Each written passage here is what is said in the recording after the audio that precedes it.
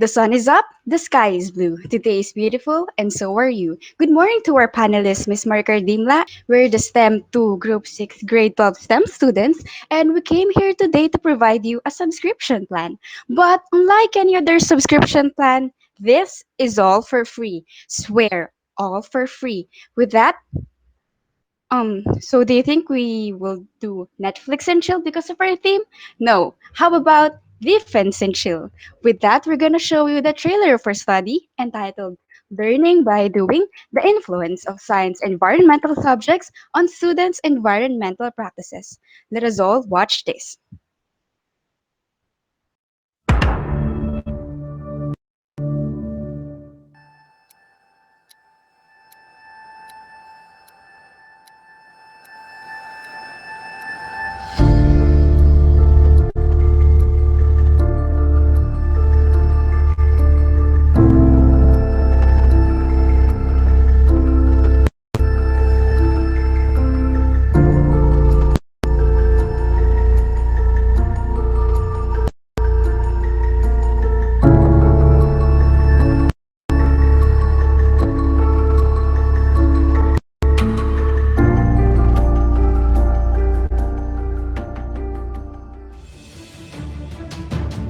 Sari-saring uri ng mga iligal na pinutol na kahoy ang nasabat ng mga otoridad sa lalawigan ng Laguna. May bumabagsak na lava mula sa Mount Banahaw pasado alas 6 kagabi. Yun pala'y nilalamon na ng apoy ang paligid ng crater. Kahapon, tanaw pa rin ang makapal na usok mula sa sulfur vents malapit sa tuklok ng Mount Apo. Nalaman ang pagbaha sa pagkakaingin sa kabundukan kaya hindi na nito napigil ang tubig. This is the last remaining watershed in north-central Mindanao. It's supposed to be protected land, but there's less than 10% of the forests left.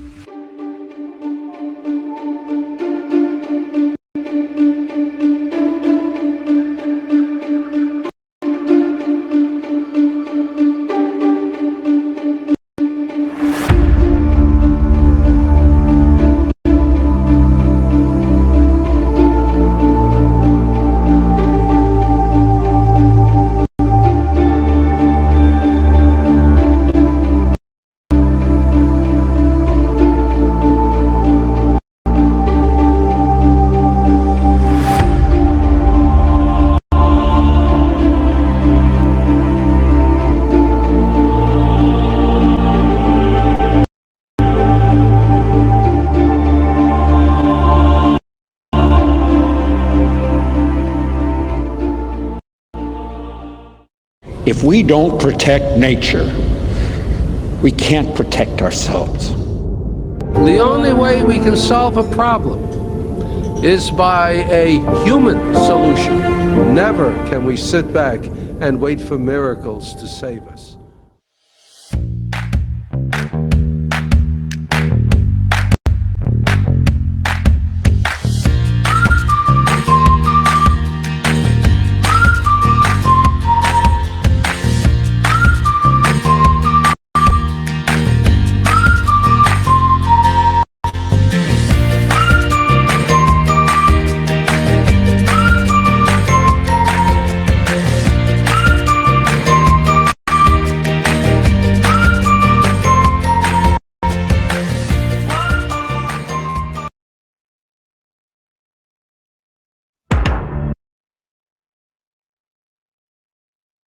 According to a fun fact by the National Geographic, as posted in their YouTube channel, our Earth is around 4.5 billion years old, and mankind 140,000 years old. So, if we condense the lifespan of the Earth into 24 hours, we'll get 3 seconds. Yes, 3 seconds. And with that 3 seconds, we have created a lot.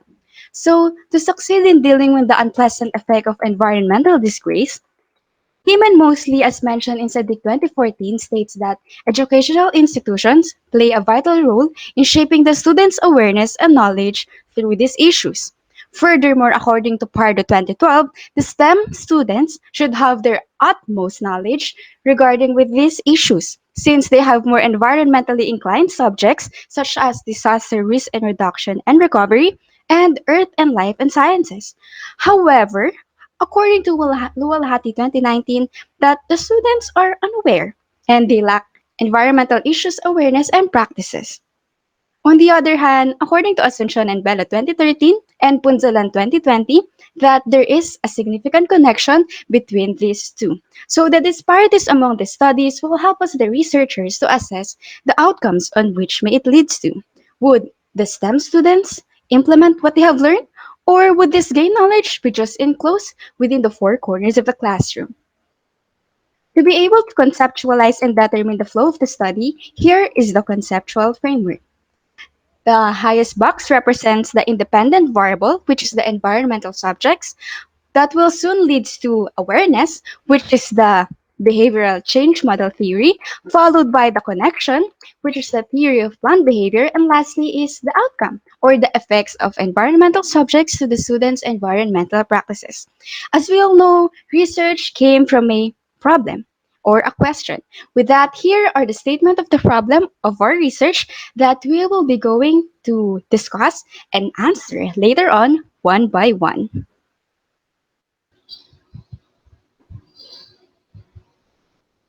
That's all for my part. Now, may we call on Mr. Sean Banate for the next part of our discussion. Thank you for that wonderful introduction, Shekinah. My dear panelists, I am now here to discuss to you our SOTS and our methodology. Let us begin.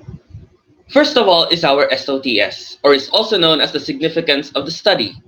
These are the following people who are going to benefit our research.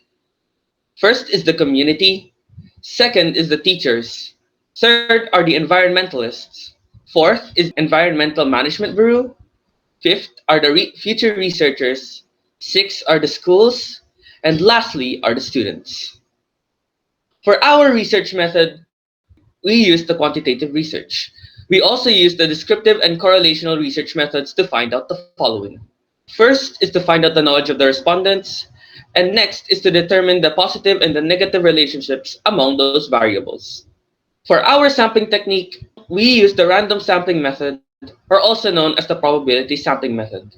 We use the Slobin's formula showed on the screen right now to make sure that we have the correct amount of respondents so that our research would be viable. Next is the description of respondents. We used 173 female respondents and 142 male respondents for our research, totaling up to 315 respondents, 55% female and 45% male. We also used 64% grade 12 students and 36 grade 11 students to make sure that all STEM students have a chance on answering our research. Next is our research instrument. For our research instrument, in this study, online surveys through Google Forms were utilized. Online forms was utilized since we have a pandemic and social distancing is a must. It is composed of 30 questions in a form of Likert scale and is divided into 3 parts. First is the environmental sensitivity scale. Next is the conservation practices. And lastly is the knowledge and attitude of students towards the environment. Next is our statistical treatment. For the statistical analysis of the data, descriptive and correlational were used. First is the percentage, which is the result of dividing the total of the number of respondents multiplied by 100. It is used in subproblems 1 to 1.5. Shown on the screen is the formula for the percentage. Next is the average weighted mean. Used to find the average, here is the formula for it. Lastly is the chi-square test. It is used to determine the relationship. Here is the formula. If the p-value is greater than 0.05, it means that there is no relationship, and the value lesser than 0.05 means that it has a relationship. That's all for the methodology. I will now pass it on to Ms. Eliza Garcia to present to you the results of our research. Thank you, Mr. Shan Banate. Good day, our dear panelists, and I will present the result of the problem 1 and 2. For the SOP number 1 question, what are the different attitudes of the STEM students toward these environmental topics? Deforestation, global warming, overpopulation, and proper waste disposal. For the result of the sub-problem 1.1, most of the respondents strongly agreed in both statements. And in conclusion, in table number 1, respondents strongly agreed in statements in deforestation. For the result of the sub-problem 1.2, majority of the respondents strongly disagreed in the first statement, while in the second statement, majority of them agreed.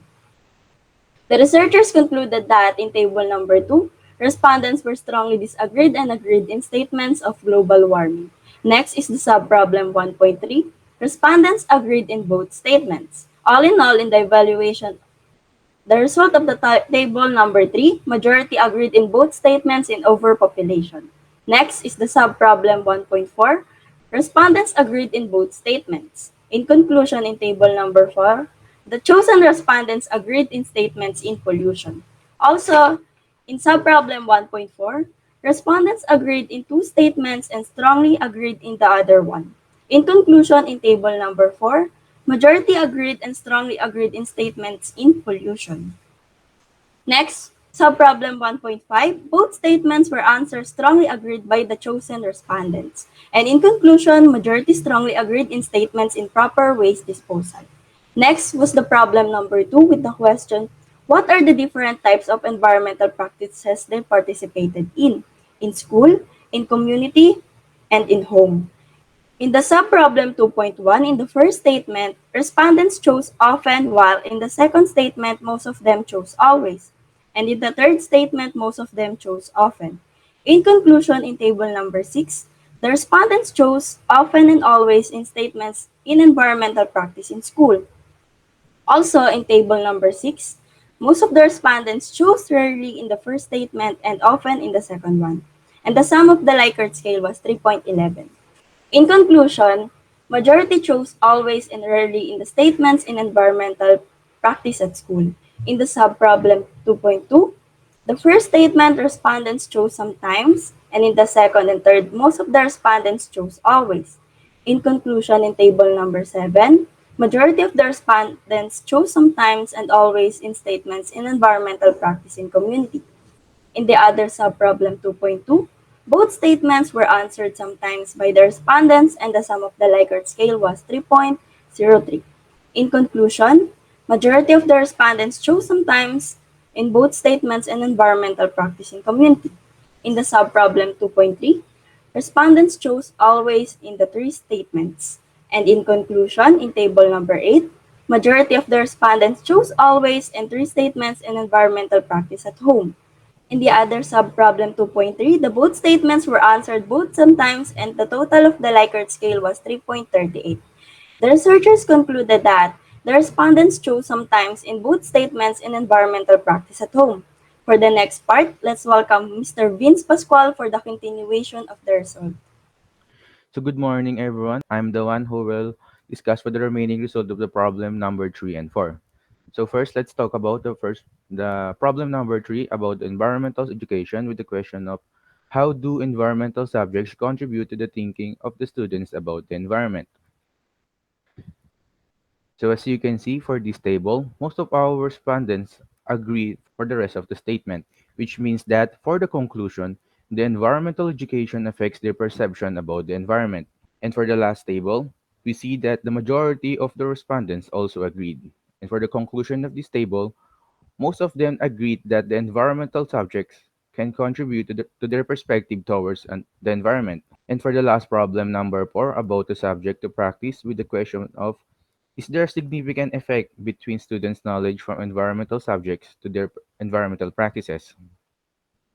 So for this problem, we use the chi-square formula for calculating the relationship between two variables, and then we got the p-value of 0.00, which is less than 0.05, which means there's a relationship.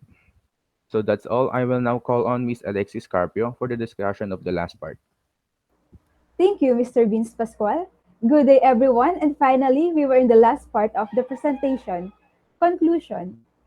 According to the result and findings of the study, the researchers concluded that the students are aware and have a knowledge of the environmental state and problems such as deforestation, global warming, overpopulation, pollution, and waste disposal. With that, it concluded that the students are aware and cared about the environment at school. However, they are often practicing environmental activities as they envision that it could be done by the staff, janitors, helpers as part of their job. On the other hand, at the community, even though they have the knowledge, students are lack of transferring in environmental participation such as in tree planting activities, drives, and informing other people. Moreover, they are sometimes doing environmental community practice. Lastly, students have a high conservation of water, electricity, and recyclable materials at home. Hence, they are always doing and practicing environmental activities and conservation of resources.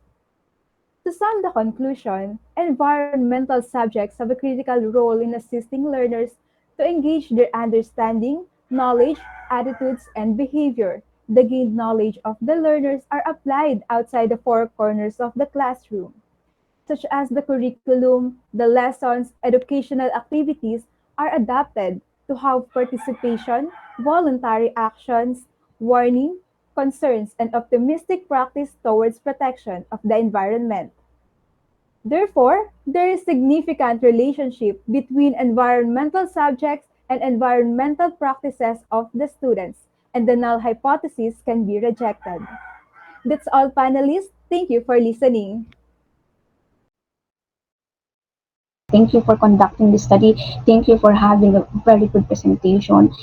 And thank you so much because your findings is what I expected. So sorry ha, initially kasi I already have my expected findings on your study. Kaya ko nga siya inaabangan.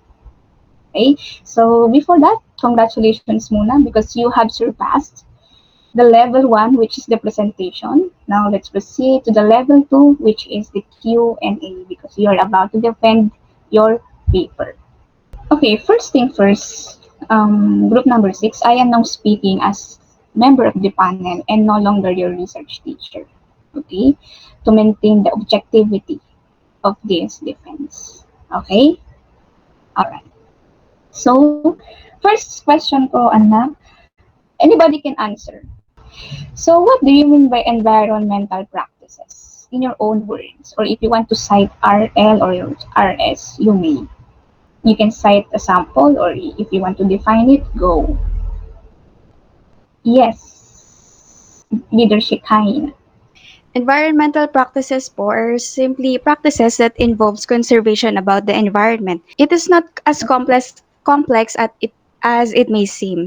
It involves simple activities such as closing the faucets when after using it, throwing Okay. garbage in the proper bins, and making everything about your surrounding clean and healthy. That's it po. Okay. What I like about your study is that there are lots of topics may arise through your study. Okay? Una nga pumasok sa isip ko, pwede tayong gumawa ng social experiment.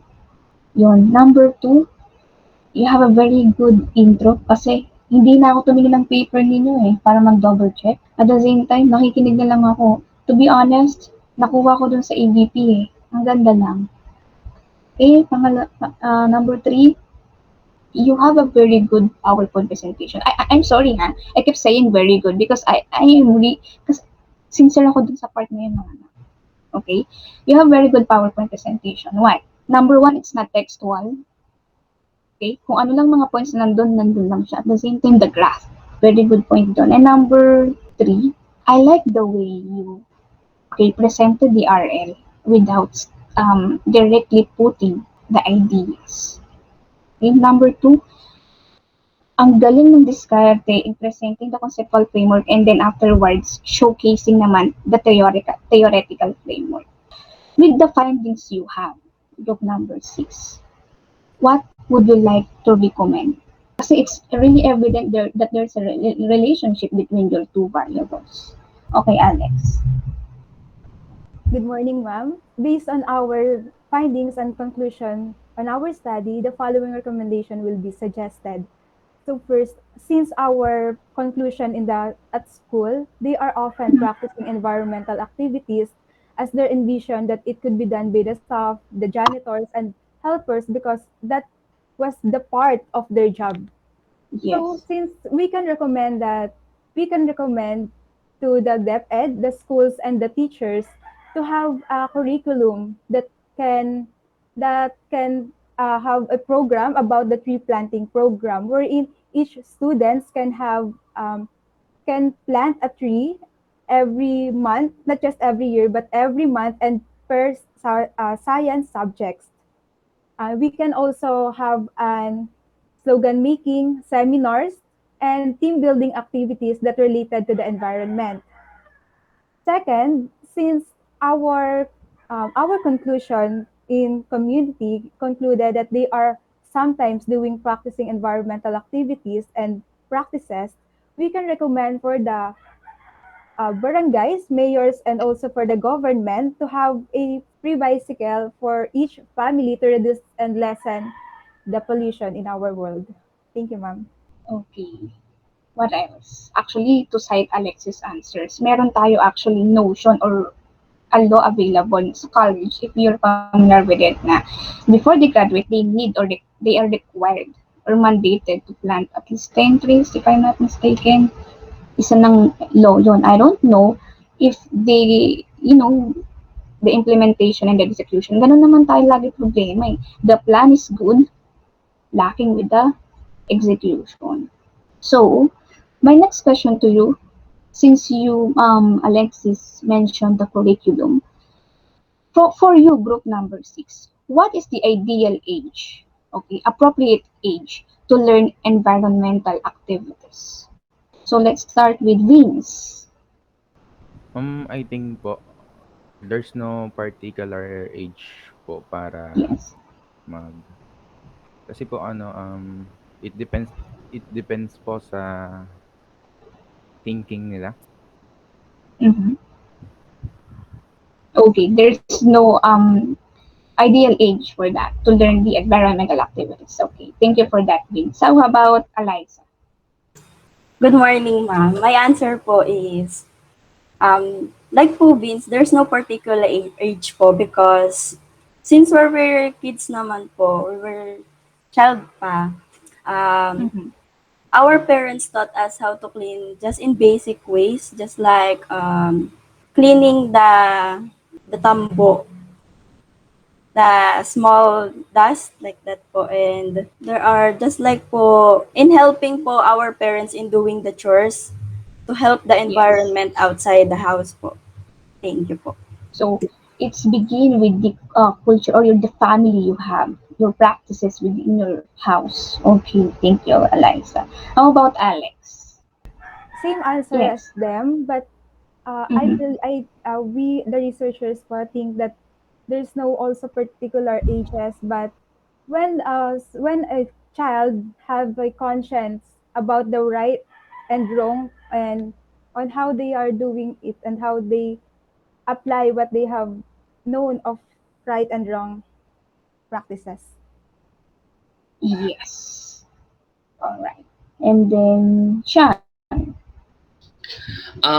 Same rin lang po sa mga sagot nila po. There is no particular age because at a very young age, we were already taught where to put our trashes, where to how to clean the house. We were already taught all these basic knowledges that are key in keeping our environment clean and healthy.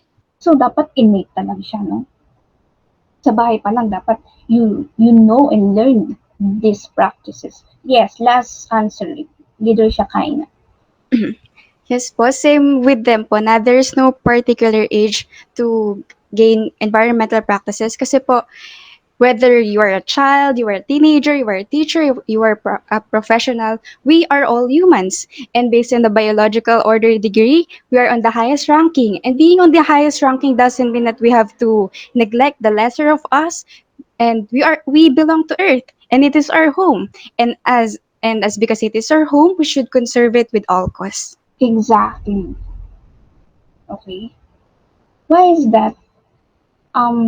These people na supposedly they are highest place in the highest rank of what Shkaina said. Bakit pagdating sa pagtanda na nila, they neglect those small activities. Why? Because they're busy catering something about their career and everything, and they just let those blue-collar jobs to do the task. That is why I love their findings. They are aware, but the level of execution is lacking. Okay? So that's all. Because paper-wise, I have no questions about it. I just want to hear your perception about the age because, guilty rin naman tayo dito sa part na to, di ba, mga anak? Because at the end of the day, we're living in one roof, in one planet, but look what we're doing. Tayo rin mismo nakakasira. And another thing, after pandemic, this gonna be our main concern. Proper disposal of disposable face mask. Saan mapupunta yun? Okay, congratulations again, group number 6.